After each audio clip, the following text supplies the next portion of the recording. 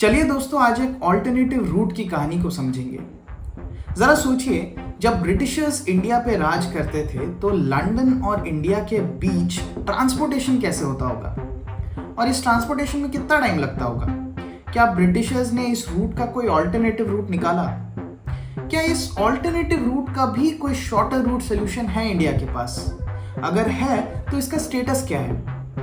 चलिए इसी alternative root की कहानी, जो इंडिया और यूरोप के बीच का ट्रेडिंग डिस्टेंस 17,000 किलोमीटर से घटा के 7,000 किलोमीटर ले आएगा, उसकी और उससे जुड़ी सारी जियोपॉलिटिक्स की कहानी समझते हैं देव दिस साइड के इस वीडियो में।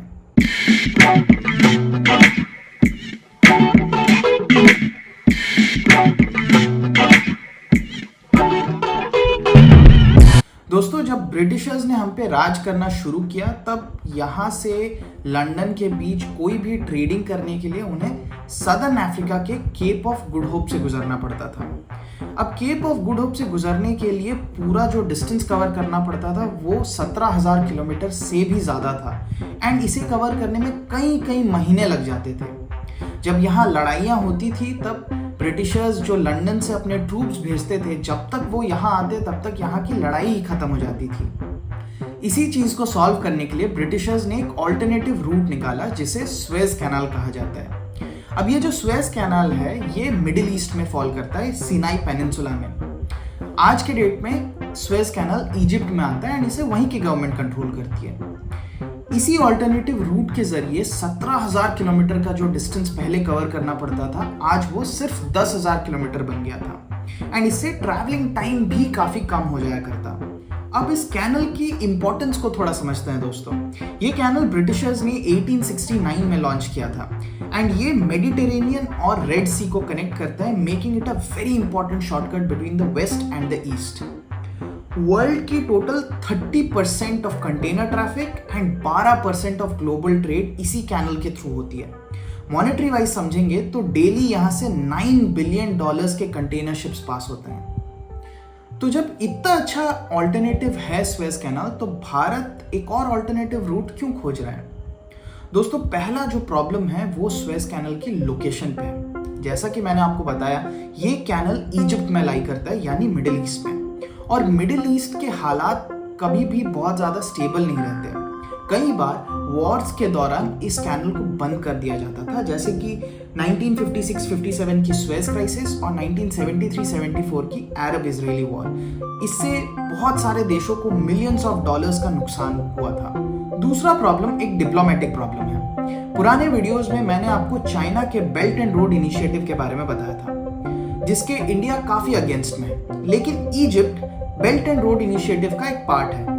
इसके साथ ही पिछले साल G20 मीटिंग जो इंडिया में हुई थी, उसको इजिप्ट ने बॉयकॉट किया चाइना की तरह। इससे साफ समझ में आता है कि इजिप्ट एक प्रो चाइना नेशन है एंड इसीलिए एक ऑल्टरनेटिव रूट ढूंढना इंडिया के लिए काफी जरूरी है। एंड इसी टाइम पे international north south transport corridor एक बहुत इंपॉर्टेंट रूट बन जाता है वेस्ट और east and in short India और यूरोप को कनेक्ट करने के लिए।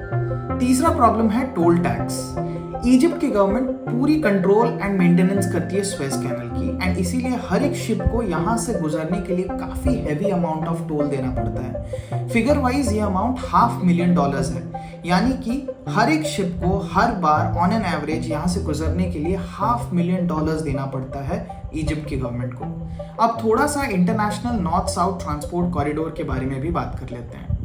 INSTC का प्रपोजल साल 2000 में रखा गया था एंड साल 2002 में इसे ईरान, इंडिया और रशिया ने ज्वाइन किया।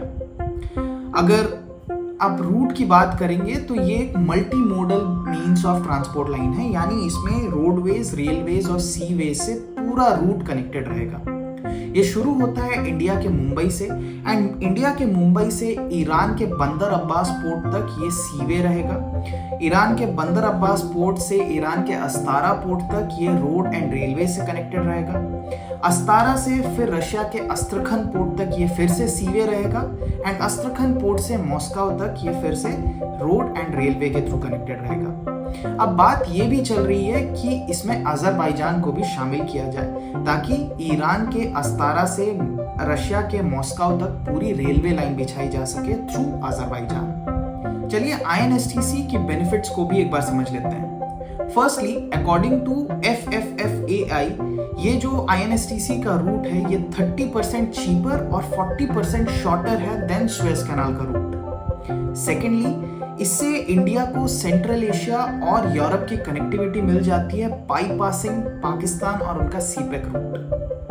थर्डली, पूरे साउथ एशिया को हाइड्रोकार्बन रिच सेंट्रल एशिया की कनेक्टिविटी मिल जाती है जिससे उनका फॉसिल फ्यूल्स के लिए मिडिल ईस्ट के ऊपर डिपेंडेंसी कम हो सके।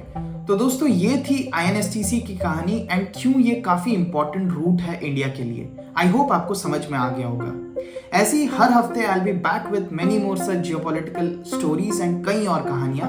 तो make sure you have hit the subscribe button and press the bell icon so that you never miss such Brut stories from all over the globe. See you soon next week. Till then, stay happy, stay diplomatic, piece.